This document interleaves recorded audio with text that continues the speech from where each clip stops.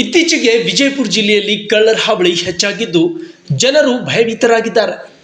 ಮೊನ್ನೆಯಷ್ಟೇ ಸುನಾಮಿ ಟಿವಿಯಲ್ಲಿ ವಿಜಯಪುರ ನಗರದಲ್ಲಿ ಕಳ್ಳರ ಹಾವಳಿ ಶುರುವಾಗಿದೆ, ಎಚ್ಚರದಿಂದಿರಿ ಎಂದು ಸುದ್ದಿ ಪ್ರಸಾರವಾಗಿದ್ದ ಬೆನ್ನಲ್ಲೇ ಈಗ ಕಳ್ಳರು ಮತ್ತೆ ತಾಳಿಕೋಟ್ ಪಟ್ಟಣದಲ್ಲಿ ಪ್ರತ್ಯಕ್ಷರಾಗಿದ್ದಾರೆ.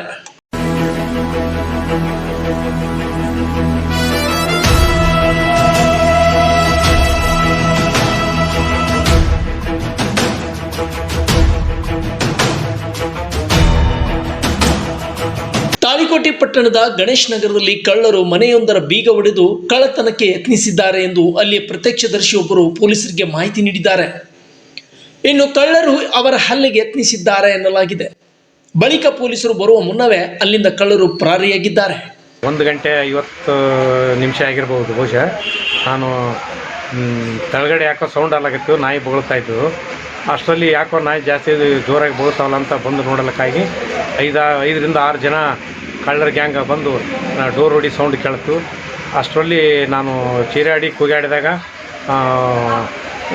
ನಮ್ಮ ಮನೆಯಲ್ಲಿ ಹೆಣ್ಮಕ್ಳು ಮಕ್ಕೊಂಡಿದ್ರು. ನಮ್ಮ ಮನೆಗೆ ಬಾಗಿಲು ಹಾಕಿದ್ರು, ಲಾಕ್ ಮಾಡ್ಕೊಂಡಿದ್ರು. ಪಕ್ಕದ ಮನೆ ಬೀಗ ಹೊಡೆದಿದ್ರು. ಅಷ್ಟರಲ್ಲಿ ಲೈಟ್ ಹಾಕಿದ ತಕ್ಷಣ ಓಡೋದ್ರು. ನಾವು ಚೀರಾಡಿದ ತಕ್ಷಣ ಹಿಂದಗಡೆ ಇಮಿಡಿಯೇಟಾಗಿ ಪೊಲೀಸರಿಗೆ ಫೋನ್ ಮಾಡಿದೆ.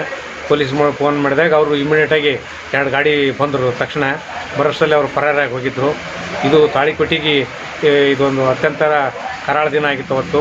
ಬಹುಶಃ ಇದು ಯಾವುದೇ ಅನಾಹುತ ಆಗಿಲ್ಲ. ಆದರೂ ಕೂಡ ನನಗೊಂದು ಕಲ್ಲು ಎಸ್ತರು ಈ ಸೈಡು ಈ ಭುಜದ ಹತ್ರ ತಗಿಲಿ ಹೋಯಿತು. ಇಲ್ಲೊಂದು ಸ್ವಲ್ಪ ಗಾಯ ಆಗಿದೆ. ಅದು ಬಿಟ್ಟರೆ ಇನ್ನಿಲ್ಲ. ಮತ್ತು CCTV ಫುಟೇಜ್ ನೋಡೋಕ್ಕಾಗಿ ಅವರು ಒಂದು ರೈಟಿಂದ ಲೆಫ್ಟಿಗೆ ಹೋದರು, ಮನೆಯಿಂದ ಲೆಫ್ಟಿಗೆ ಸೈಡ್ ಆಗಿ. ಇನ್ನು ಈ ಕಳ್ಳರು ಮುಖಕ್ಕೆ ಬಟ್ಟೆ ಕಟ್ಟಿಕೊಂಡು ಹಾಗೂ ಚಡ್ಡಿ ಧರಿಸಿ ರಾತ್ರಿಯ ವೇಳೆ ನಗರದಲ್ಲಿ ಸಂಚಾರ ಮಾಡುತ್ತಿರುವ ದೃಶ್ಯ CCTVಯಲ್ಲಿ ಸೆರೆಯಾಗಿದೆ.